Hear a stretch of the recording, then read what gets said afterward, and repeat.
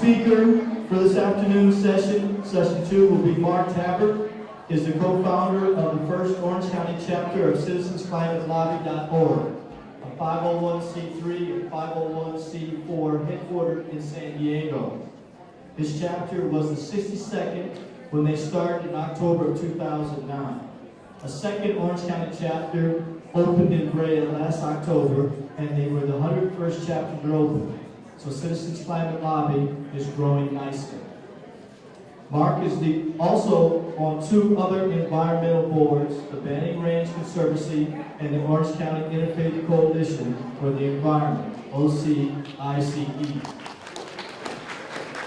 Mark was born and raised in Texas, graduated from SMU in Dallas in 1969, and did 15 units at the Claremont School of Theology in 2001, where he studied earth ethics and became a more focused environmentalist.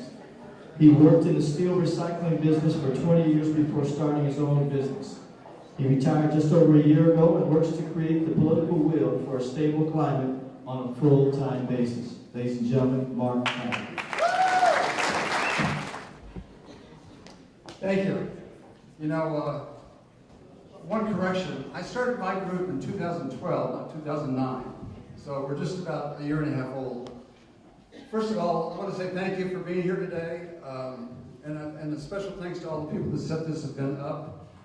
I think Felicity was the first person I talked to a couple months ago. And I know I've talked to at least a half a dozen people, the last one being Michael.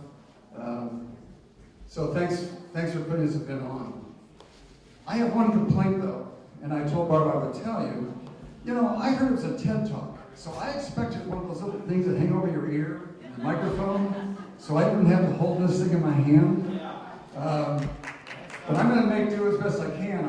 I am going to use some props, so I'll try to do what I can do. And really, this speech is different. I've been giving speeches about climate change and climate change solutions for about a year and a half now. And it's pretty standardized stuff, because when I go to a group, I first survey the group. I almost want to survey you, and I might before it's over. I try to find out where people's heads are at, and then I talk about science, and then I talk about solutions, and then I'm done. Sometimes I do it with a team. I work with Craig Preston out here. Many of you know Craig from California Clean Money.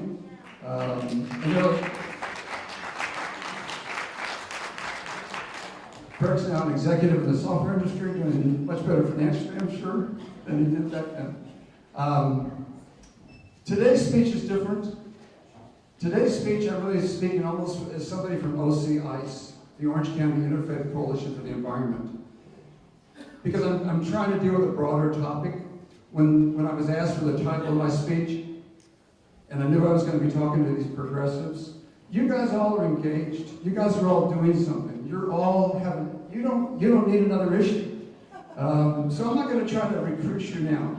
When I give a talk, I normally give out my business card, and I also have a weekly phone call, so that if people want to learn about our group, they like what they hear, then I hand out a flyer. So those are my props. And I'm happy to share more about the group, and I will talk about the group, but not about the cause. So,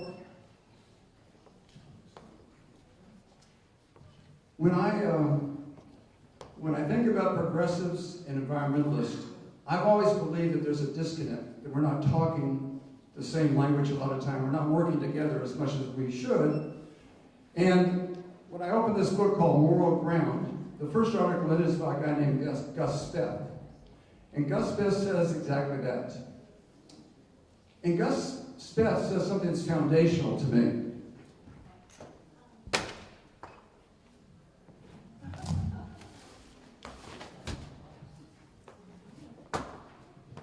I've always called some issues umbrella issues. So Gus Speth is primarily an environmentalist. Now, of course, he believes in everything. He's more than 95% in agreement with this room, I'm sure. But he makes a statement in the beginning that's so important, and I never forget this statement. If we continue to do what we do today, We leave a ruined planet to our children in 30 years. And the book that I picked up here, Rural Ground, has 88 different authors, scientists, authors, people of all walks of life, Indians, people that come from traditional cultures, Methodists, everybody. And they all say the same thing. Environmentally, we're facing the biggest challenge mankind's ever faced. And too often I feel like we work and we forget that timetable. So that's one umbrella for me. I first learned that when I went to theology school. When I had my midlife crisis in 2000, I told my wife I was going to become a minister or a forest ranger.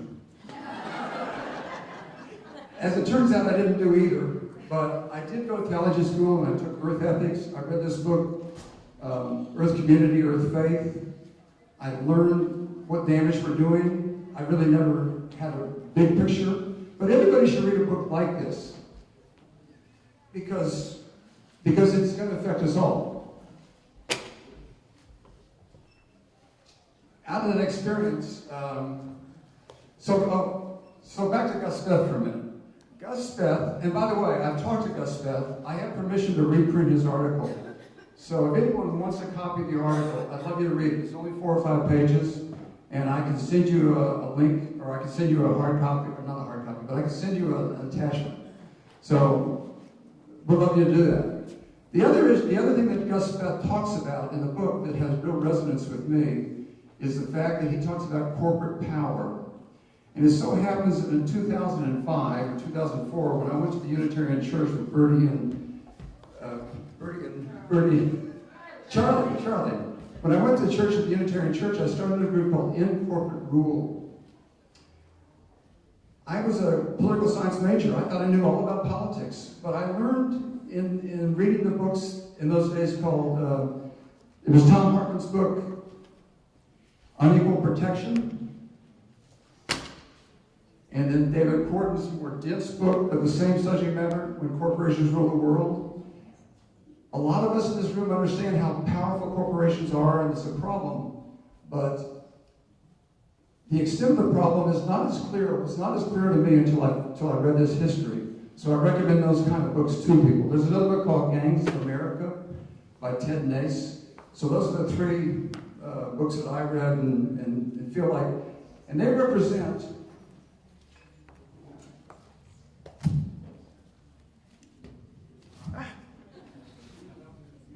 two things.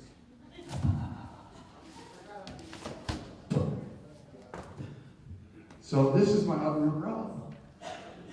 All the progressive ideas, everybody in this room, Zen and GMOs, she's there. Universal health care, Dr. Bill, he's in that umbrella. And what I mean by that is there's an overarching enemy that we're all fighting. Now, what's really rewarding to this story to me is that I went to Pachamama Alliance. Who knows Pachamama Alliance?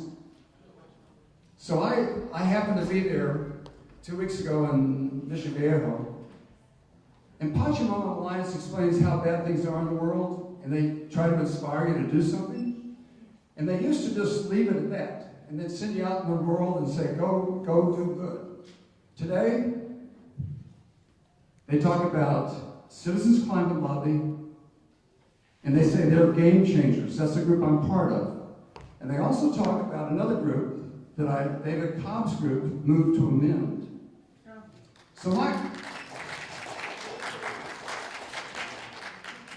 So in talking to progressives while I'm here today, I'm really here to make one point. I would like to engage in a conversation with leaders and progressives in a conversation in Orange County to talk about how we can come together and do a better job together. I don't know, I wish I had a clock on the wall. I don't know how I am doing in time, but 4 minutes? Oh, good. My group that I work on, I'm going to tell a little bit about.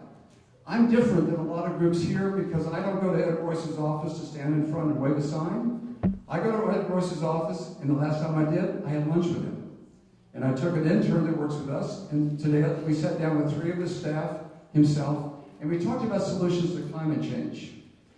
We call on all the Republicans. In fact, we spend more time talking to Republicans in what I do than Democrats. We talk to people like James Inhofe.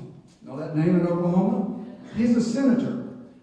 And the first group of people that went from our Oklahoma chapter to visit him expected to go in for 20 minutes. It was a group of about half a dozen 50 and 60-year-old women. They went in to visit him. After an hour, they came out, only to report that he does not eat children. We've met with Eric Cantor. We've met with him and his staff now 10 times. The last time we met with him was in Washington when we were all there in June last year. Last time I know of. Eric Cantor took a book that we handed him called The Case for a Carbon Tax. The Case for a Carbon Tax. He promised to read it, and he gave Ellie Sparks, who was our leader in Richmond, Virginia, a big hug and thanked her for coming.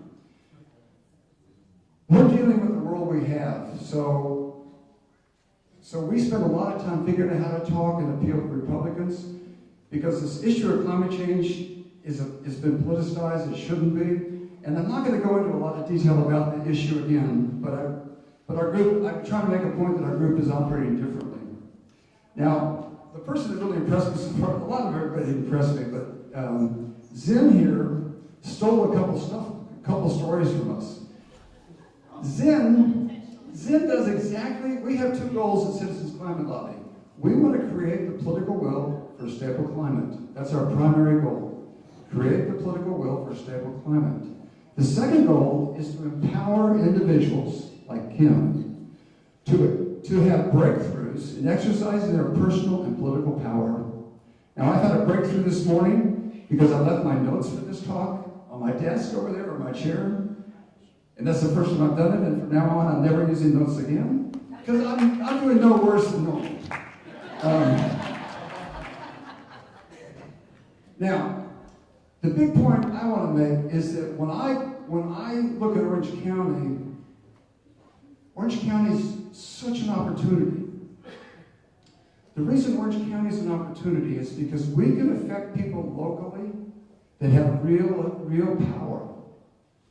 If the Republican Party saw anybody that was sort of Republican talk about climate change as real, like the people in Marin County are starting to do, it's not quite public yet, but we're getting closer. If we could talk about climate change as real and talk about solutions, 1 minute, if we could talk, then that would spread so fast because we're the voice that allows the Republican Party to do what they do. And a lot of the Republican Party is not really against what we do. A lot of the Republican Party knows we should be doing something. Look at John McCain. He ran for office a few years back as president, and he talked about climate change all the time. Now not a word out of it. I want to say thank you guys. I would love to talk to anybody here about this idea of having a conversation, because I'm deadly serious. I don't want you to become what we are, and I don't want to become what you are, but I want to see if we can blend together and do something as a group. I've been empowered as an individual based on my experience at CCL. Last night I got an email from James Hansen. Who knows James Hansen? James Hansen emailed me, and I had a phone call with DuPont, the DuPont Corporation sustainability head on Friday. We can do something about climate change. We can do things that I got to get off the stage. Thanks so much, you guys. Love being here. Thank you.